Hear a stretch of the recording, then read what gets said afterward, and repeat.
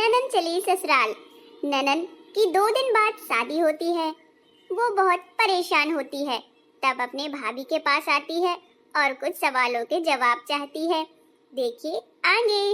भाभी, आपने तो सारा घर कितने अच्छे तरीके से संभाल लिया। क्या मैं संभाल पाऊंगी?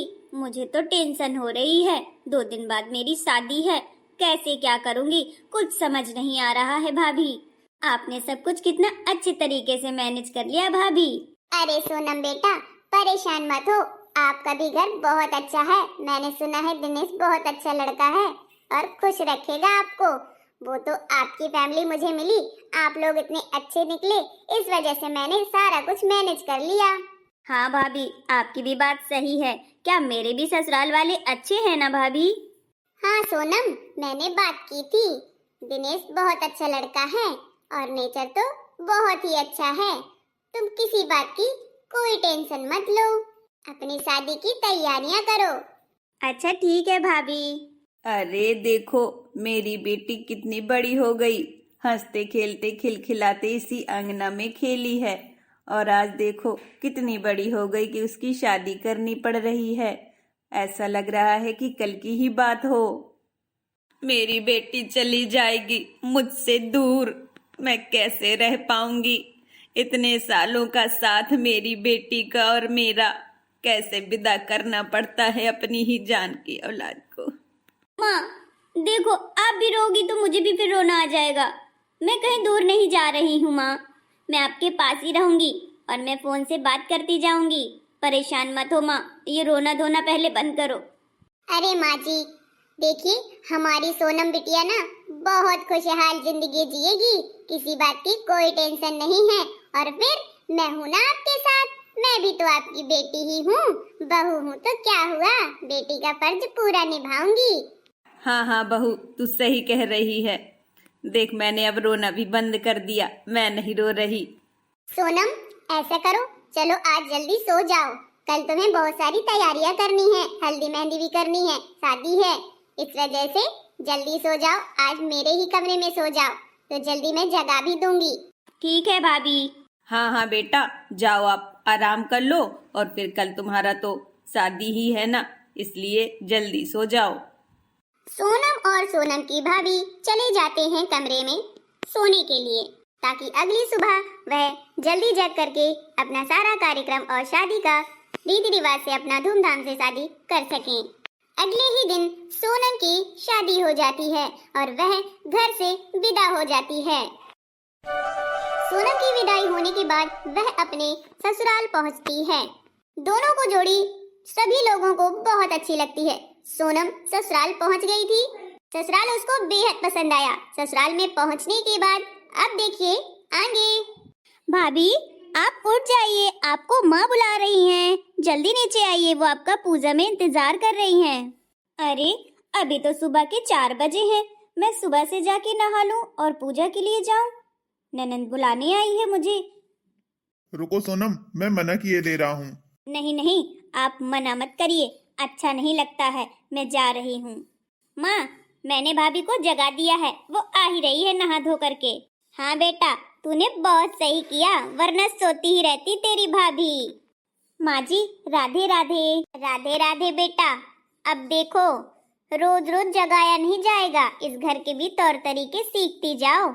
आज तो मैंने उसको भेज करके तुमको जगा दिया ताकि सोती न रहो। तो यहाँ पर जल्दी पूजा होती है तो तुम ना 4 बजे जग जाया करो डेली। पर माँ जी 4 बजे तो बहुत जल्दी आप जगा रहे हैं, अगर मैं 5 बजे उठ जाऊं तो? माँ अब मुझे नींद आ रही है, अब मैं जा रही हूँ सोने। ठीक है ना, आपने बोला था भाभी को जगा दो तो मैंने जगा दिया। हाँ हाँ बेटा, मेरा राजा बेटा, जा तू सो जा, तुझे कॉलेज भी जाना है, फालतू में तुझे जगा दिया, जा सो जा। अपनी बेटी को इतने देर सोने देती है और मुझे बोल रही है 4 बजे उठ जाना। तो बहुरानी, अब ये तुम्हारा मायका नहीं ससुराल है, ससुराल। अब तुम ससुराल आ गई हो तो तुम्हें 4 बजे ही जगना पड़ेगा, कोई बहाना नहीं चलेगा। अब पूजा पाठ करके जल्दी से नाश्ता बना करके ले आना, हमें घंटों इंतजार ना करना पड़े। और हाँ, हम लोग तेल मसाला कम ही खाते हैं, तीखा भी कम ही खाते हैं, तो अपने जैसा स्वाद यहाँ मत बना देना, सबकी पसंद का ही बनाना। जा करके समोसे और जलेबियां बना दो और सभी को नाश्ते में ले आना। हाँ माँ जी, पहले पूजा तो कर लूँ, उसके बाद मैं बना करके ले आऊंगी। माँ, अब मैं कॉलेज जा रही हूँ। हाँ बेटा, अच्छे से जाना और जल्दी घर आ जाना। अरे माँ, भूल जाती हो, आज मेरी फ्रेंड का बर्थडे है तो मैं देर से ही आऊंगी। फिर से मत कॉल करके परेशान करने लगना कि जल्दी आओ बेटा, कहाँ हो। इसलिए मैंने पहले ही बता दिया कि मेरे फ्रेंड का बर्थडे है, तो थोड़ा लेट हो जाऊंगी। ठीक है मेरा बेटा, जा। अरे सुन तो सही, तेरी भाभी नाश्ता बना करके ला रही है, खाती तो जा कम से कम। सोनम सभी को गर्मा गर्म मंगोड़े बना करके लाती है। उसकी सास ने समोसे बनाने के लिए बोला था, पर मैं देर न होने की वजह से उसने गर्मा गर्म मंगोड़े बनाए। अब वह मंगोड़े किसी को पसंद नहीं आए। सास और ननद दोनों नुक्स निकालती हैं। अब देखिए आगे। बहू, ये क्या बना करके लेके आई हो? मैंने तो तुझसे समोसे और भजिया बनाने के लिए कहा था, ये क्या बना करके ले आई, मनहूस कहीं की। मैंने तो पहले ही कहा था, भाभी का दिमाग सटक गया है, ये किसी काम की नहीं है। आई है घर से बढ़िया ऐसो आराम करके, उसका काम में मन थोड़ी लगेगा यहाँ पे। छी छी छी, कितने गंदे मंगोड़े बना करके लेके आई है। माँ, जैसे मेरे घर में बनते थे मैंने उसी टेस्ट में बनाया है और बहुत अच्छे तरीके से बनाया है। आपको क्यों नहीं पसंद आया मैं नहीं जानती। मैंने दिनेश जी को भी मंगोड़े दिए हैं, उन्होंने तो बहुत तारीफ करी, पर आपको पता नहीं क्यों नहीं पसंद आए हैं। कोई बात नहीं माँ, मैं कुछ और बना देती हूँ। हाँ, तू मेरे लिए सारा खाना ही बना दे, ज्यादा सही है। और तीखा मत करना, तेरे मंगोड़े भी तीखे हैं और बहुत ज्यादा नमक भरा हुआ है इनमें। थोड़ा हिसाब से काम कर, दिमाग लगा के। तुम्हारा दिमाग रहता कहाँ है? ठीक है माँ, मैं अब कम डालूंगी। मैं तो जा रही हूँ कॉलेज, और ये सास बहू का मैटर चलता रहेगा, ये लोग सुलझती रहेंगी। अगली बार से मुझे कोई शिकायत नहीं चाहिए बहू, कोई कमी नहीं होनी चाहिए। सोनम पड़ोस की लड़की इंद्र से बात करने लगती है, क्योंकि वह बचपन का दोस्त होता है। वह ननन देख लेती है और अपनी माँ से जाकर के उल्टा सीधा बोल देती है। अरे तुमको याद है तुम बचपन में कितना रोते थे? हाँ, तू भी कम नहीं थी, जब देखो तब बाल ही खींचती रहती थी। अब तो तेरी यहाँ शादी भी हो गई, अब बाल खींच के देखा मेरी यहाँ। हाँ। अरे वो बचपन का दौर था, अब हम बड़े हो गए हैं, समझदार हो गए हैं। अच्छा, भाभी यहाँ बात कर रही है इंदु से, जानती हुई भी इतना गंदा लड़का है ये, किसी को नहीं छोड़ता है, फिर भी बात कर रही है। मैं अभी इसकी माँ को बताती हूँ। सोनम की ननन कॉलेज से घर आते वक्त सोनम को देख लेती है इंद्र से बात करते हुए। माँ, तुम्हें तो पता ही है इंदु कितना गंदा लड़का है, वो किसी को नहीं छोड़ता है। और भाभी की देखो वहाँ बात कर रही है उससे, ठिठोले मार मार के। आने दो उसको, अब मैं बताऊंगी इस घर के तौर तरीके क्या हैं। बताओ, अभी नई नवेली दुल्हन है, घर से बाहर मोहल्ले पड़ोस में लड़कों से बात करेगी तो क्या चलेगा? हाँ सोनम, इधर आओ जरा। हाँ माँ जी, बताइए, कुछ काम था क्या? मैं ये क्या सुन रही हूँ, तू इंद्र से जाके बात कर रही थी, तेरा उससे चक्कर चल रहा है। छी छी छी छी छी, अभी की आई हुई है तू और ऐसे गुण करेगी, ऐसे काम करेगी, हमें बिल्कुल भी पसंद नहीं है ये तुम्हारे तौर तरीके, समझी? माँ, आप लोग गलत सोच रही हैं। इंदु मेरे बचपन का क्लासमेट है, हम दोनों साथ में पढ़ते थे। उससे मेरा कोई नाजायज संबंध नहीं है, ना ही कुछ गलत रिश्ता है। वो तो सिर्फ मुझे दिखा, इसलिए मैंने उससे पूछ लिया। उसने मुझसे पूछा तुम्हारी यहाँ शादी हुई है, तो मैं भी बताने लगी कि हाँ। आप लोग मेरे बारे में इतना गलत सोचोगे, मैंने तो कभी जिंदगी में भी नहीं सोचा था। अब मैं यहाँ एक पल भी नहीं रुकूंगी, मैं जा रही हूँ अपने घर, और जब आए दिनेश उनको बता देना कि मैं घर चली गई हूँ।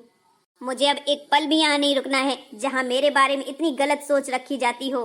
अरे ये तो चली गई, अब हम दिनेश को क्या जवाब देंगे? वो आएगा तो हम पे चिल्लाएगा। हाँ माँ, वैसे भी भैया भाभी को बहुत ज्यादा चाहते हैं, और ये बात सुन करके वो तो भड़क ही उठेंगे। अब क्या करें माँ? माँ, मैं ये क्या सुन रहा हूँ? सोनम का मुझे फोन आया था, वो मायके चली गई है और वो वजह बता रही थी आप लोगों की। ये गलत तरीका है माँ। अरे बेटा, जब कोई गलत करेगा तो समझाएंगे नहीं क्या? अरे माँ, समझाओ, लेकिन नीचा न दिखाओ, ना ही किसी पर गलत इल्जाम लगाओ। जो सही है सत्य का साथ दो। और उस दिन उसने वो बनाए थे मंगोड़े, उसमें भी आपने कानूनी निकाल दी, उसमें भी आपने नुक्स निकाल दिए, जबकि मैंने खाए थे मंगोड़े, बहुत ज्यादा टेस्टी थे और आप दोनों को पसंद नहीं आए। और आज आपने इतना गलत इल्जाम लगा दिया। मैं उसको जानता हूँ, वो उसके बचपन का क्लासमेट है, उसने मुझे बताया था। अच्छा बेटा, तुझे पता था उसके बारे में? हाँ माँ, मुझे उसके बारे में पता था। अब आप लोगों को जाकर के उससे माफी मांगनी चाहिए और उसको घर से लेकर के आओ। ठीक है बेटा, हम जाते हैं और उससे माफी मांगेंगे और उसको घर लेकर के आएंगे। सोनम अपने घर जाकर के अपनी भाभी से ससुराल का सारा हाल बताती है। भाभी, वो लोग बहुत बुरे हैं। मैं उतना करती रही, वो लोग कुछ भी नहीं समझते हैं। मेरे ऊपर गलत लांछन भी लगा रहे हैं। इस वजह से मैं अब नहीं रहूंगी वहाँ। अब मैं अपने घर में यहीं रहूंगी। अरे सोनम, सब सही हो जाएगा, तुम टेंशन मत लो। मैं बात करूंगी दिनेश से, ठीक है? बेटा तू परेशान मत हो, हम हैं तेरे लिए। अभी हम समझाएंगे उनको और फिर देखना वो भी खुशी खुशी तुझे यहाँ से ले जाएंगे। माँ, मैं तो वहाँ पर बहुत ज्यादा बदल गई थी। 4 बजे उठने लगी थी, सबको नाश्ता खाना टाइम से देने लगी थी। पर वो लोग मेरे ऊपर गलत पे गलत ही इल्जाम लगाते जा रहे हैं। मेरे से बर्दाश्त से बाहर है अब। बहू, हमें माफ कर दो, हमसे गलती हो गई। अब गलती कभी नहीं होगी। चलो घर चलो, वही तुम्हारा घर है। क्या माँ जी, आप मुझे लेने आए हैं और माफी मांग रहे हैं? मुझे तो उम्मीद ही नहीं थी कि आप मुझसे माफी मांगेंगे। कोई बात नहीं हाँ सोनम, घर चलो। भाभी, हम सब आपको लेने आए हैं, हमारे साथ घर चलिए। ठीक है, आप सब आए हो तो मुझे बहुत खुशी हुई। अब मैं खुशी खुशी रहूंगी अपने घर में। मैं चलती हूँ। हाँ बेटा, मिलजुल कर ही रहना चाहिए, यही तो परिवार होता है। अंत में सोनम अपने ससुराल चली जाती है और खुशी खुशी जीवन व्यतीत करती है। बेटा, हमें समझने में भूल हो गई, अब हम कोई भूल नहीं करेंगे। अपना परिवार अपना ही होता है। तो दर्शकों, यहाँ हमें यह ज्ञान प्राप्त होता है कि हमें परिवार से कभी भी अलग रूठ के नहीं जाना चाहिए और ना ही किसी पे हमें गलत इल्जाम लगाना चाहिए। पहले पूरी सच्चाई जान लें, उसके बाद ही किसी निर्णय पर निकलें। अतः किसी की गलती है तो वहाँ पर माफी मांगना भी जरूरी है। रिश्तों को बनाए रहें और खुश रहें।